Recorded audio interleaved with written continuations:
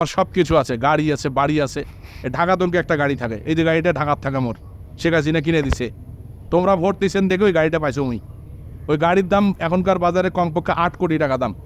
ওটা 50 লাখ টাকা না 60 লাখ টাকা পাওয়া গেছে। দুইটা গাড়ি। আব্বা এক সময় মোটর সাইকেল একটা কিনে দিত। ওরা প্রতিটা দিন আমার এই কথাটা মনে হয়, প্রত্যেক দিন। এমন কোনো দিন নাই ওই গাড়িতে উঠলে যখন আমার ছেলেরা থাকে সঙ্গে, আমার প্রত্যেকটা দিন এই কথাটা স্মরণ হয় যে অ্যাক্সিডেন্ট করবো দেখে আমার আব্বা একটা হুন্ডে কিনে দেয় নাই। আর মানুষকে ভালোবাসলে আল্লাহ কতটুকু সম্মান দেয় যে আমি সত্যিকার অর্থেই এখন এই যে কত কোটি কোটি টাকা দামের গাড়ি আমার জনগণ আমাকে ভোট দিয়েছে, আমি সেই গাড়িতে, বিলাসবহুল গাড়িতে, এই পাকা রাস্তা কাঁচা রাস্তা সব ভাঙি চুরি নিয়ে বেড়াই কেন জানেন?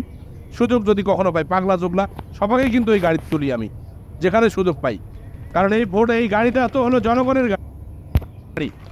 এই গাড়ি আপনাদের গাড়ি, এই গাড়ি আমার একক পৈতৃক সম্পত্তি নয়।